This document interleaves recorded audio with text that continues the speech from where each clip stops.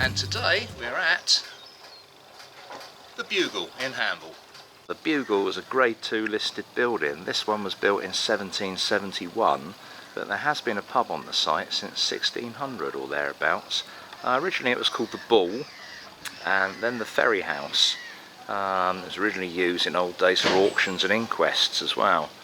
In 2003, believe it or not, a property developer bought it and wanted to put it down for high class houses, but in 2005 it was sold to Ideal Leisure, who happily have left it remain as a pub and restaurant. We start our walk downhill towards Foreshore. So this is Rope Walk, and as the name of the street suggests, this is where ropes were made, because the Hamble once was bigger than Portsmouth for shipbuilding. In fact, in Tudor times, more warships were built here than entirely in Portsmouth.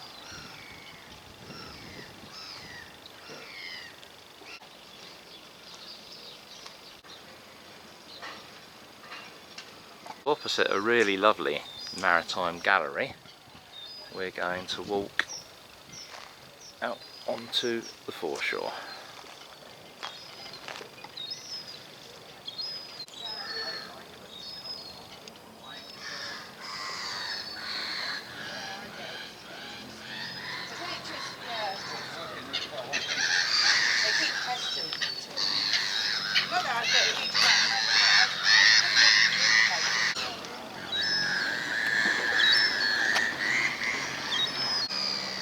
And there goes the little pink ferry, and that's making its way over to Warsash.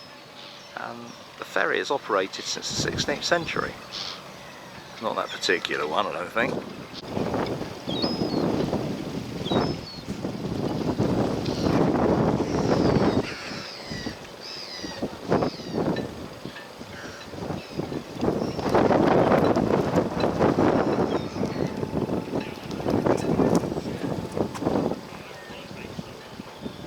So, famous industries in Hamble.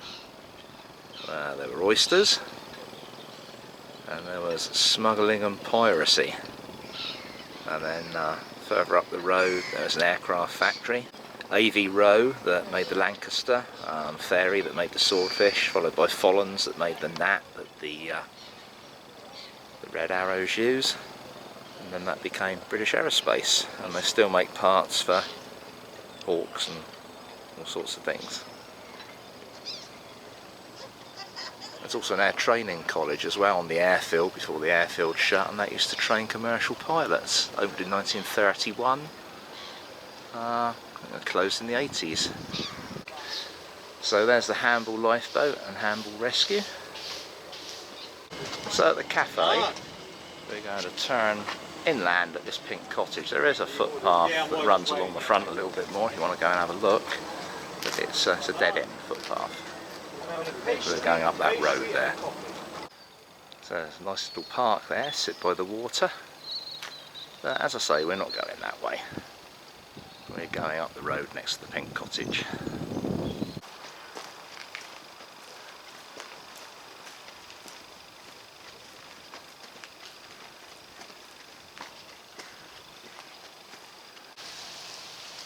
So when we get to the top of the road, we're going to turn left.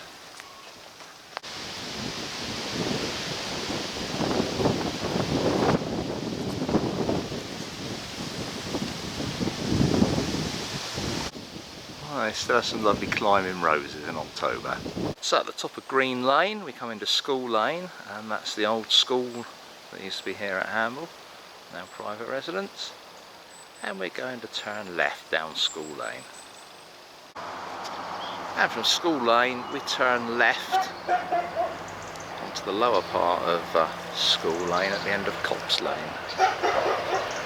Follow the waymark green post. At the sign we turn left off of the road onto Hamble Common. And we follow the waymarked arrow through the woodland. So very shortly look out for the waymark post, and we're following the green arrows. So that takes us to the right. It's the Hamble Common walk we're on. The other one is the Strawberry route, but we're going down here towards the water.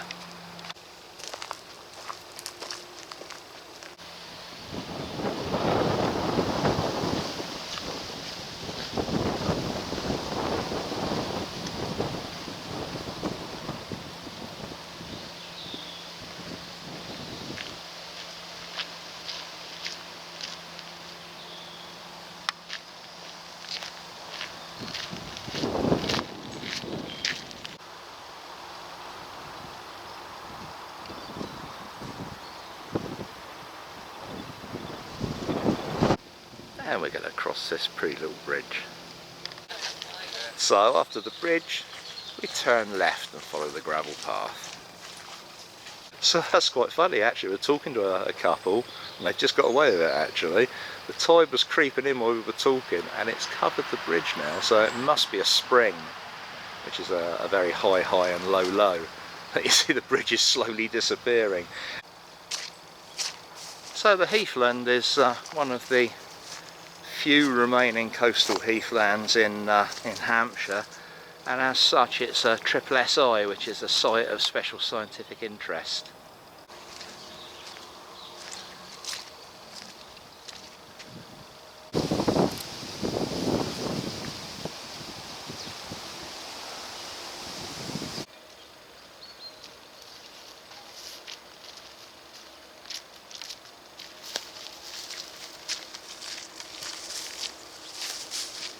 And to our left is Hamble Point Marina. There's actually a pub in there as well, the Ketch and something or other. Quite expensive, but nice if you like sitting on a marina looking at boats. If you wander off the path, it can get a bit convoluted. Don't worry too much, because all the paths on the common, be it that one, or be it the one we've just came out of that was next to the boatyard, they all eventually get to this gate here at Hamble Point. So we're going to cross over the lane, go into the car park by the entrance to Hamble Point Marina. So this is a Bofors gun from World War II, and it was erected, not here, there's a fortification that's fallen into the sea down there actually, but it was on there originally. It was erected to protect the oil terminal, which is just up the way there. Anyway, it's a bit of information. And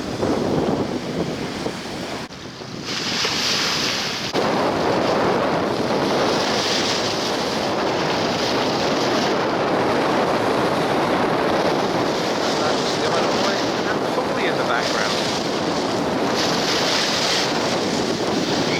Wait for the wind noise.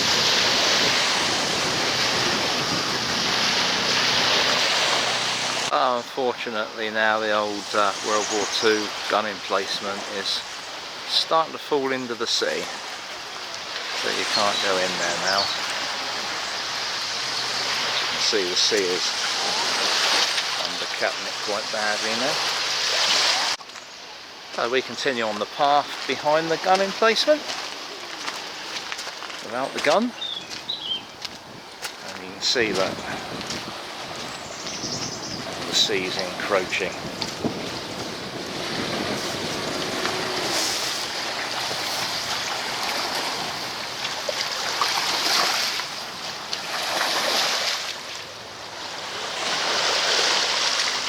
And that's Hamble Oil Jetty. That goes to the BP oil distribution site. There's a pipeline under the Solent from Foley actually that feeds it.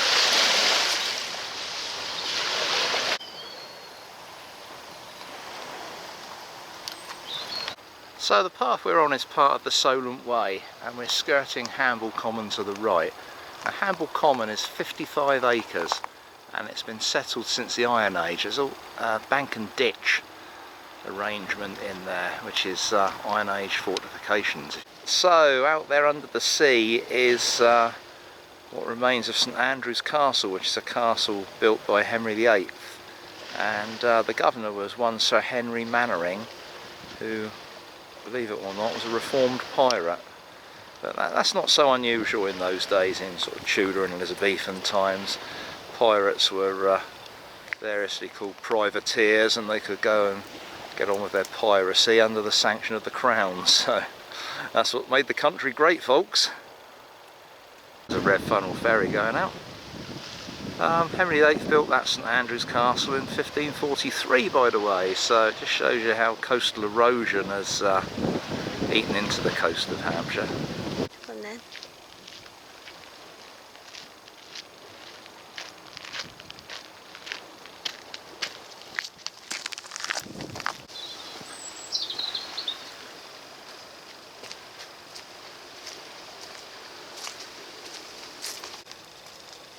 So don't take the path on the right, continue along the Solent Way, along next to the sea, and you can see the erosion I was talking of.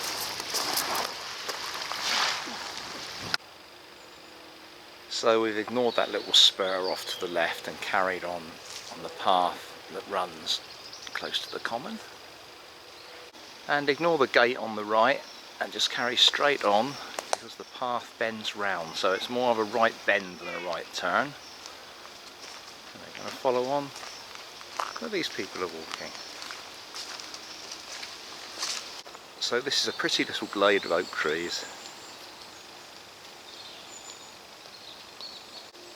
So very well screened behind the fence and the trees is the BP oil terminal.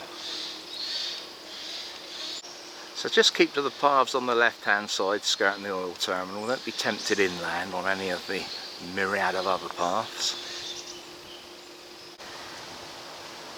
So there we are, there's the depot. And the path comes off the common back into suburbia, where we turn left onto this road. So at the junction we reach Hamble Lane and the High Street. Hamble Lane to the left, High Street from the right, and that building you just saw was the old fire station, now converted to residential.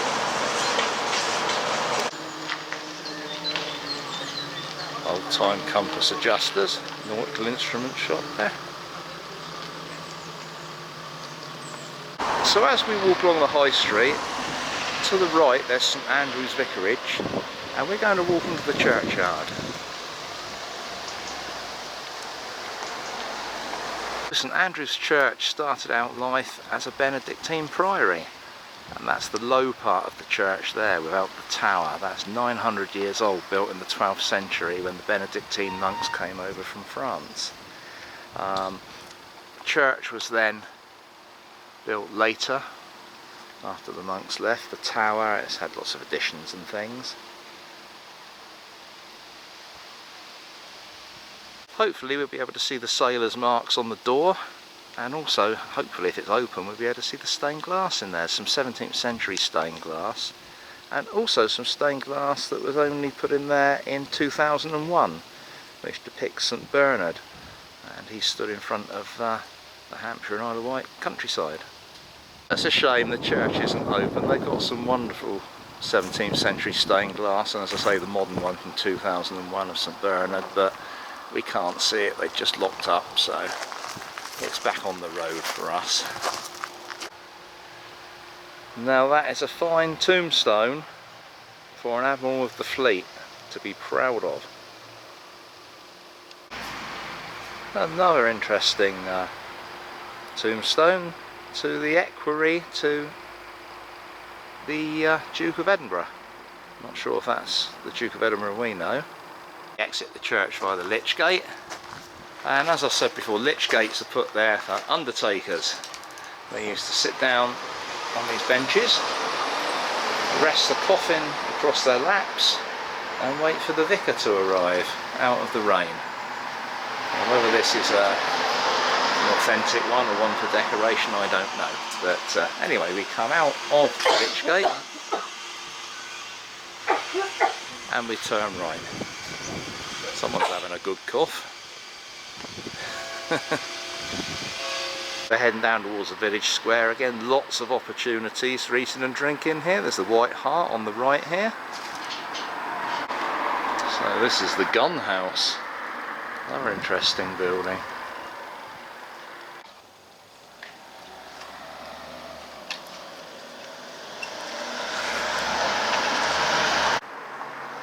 So Sea Sky, it's a little gift shop. That was the old post office. And over the road was Manor Farm and the dairy.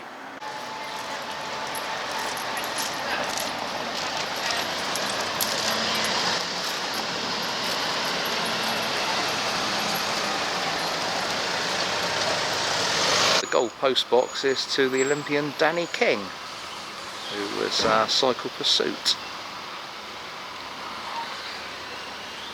Anyway, you can head down the public footpath there and walk down the rope walk, or walk back down here towards the pub, which is where we're going to go. That's the old house from 1602, which is a holiday let now.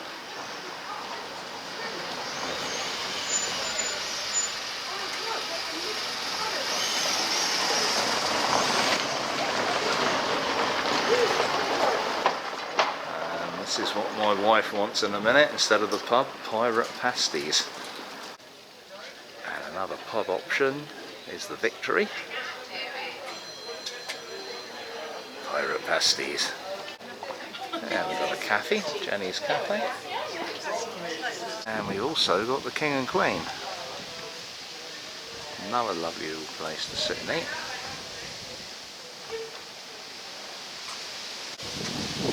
And there we are, we're now back at the Bugle. So here we are back at the Bugle, and Hamble, or Hamble Le Rice as it's called now, comes from the Old English Hamble, which means crooked. This is a crooked course to the river, and Le Rice, which is brushwood or a rise. So brushwood, you know, the common with the wood, or a rise, it's about a 50 feet rise up to the church from the foreshore, so it could be either.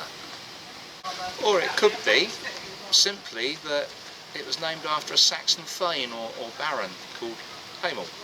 Who knows? Lost in the histories of time. But anyway, that was a lovely, roughly 3-mile walk, just under. Plenty of pubs to choose from. Bugle's one of them. You can start and finish from any of them, or any of the cafes. And anyway, if you enjoyed it, then perhaps I'll see you on the next one. And maybe you'd like to like and subscribe.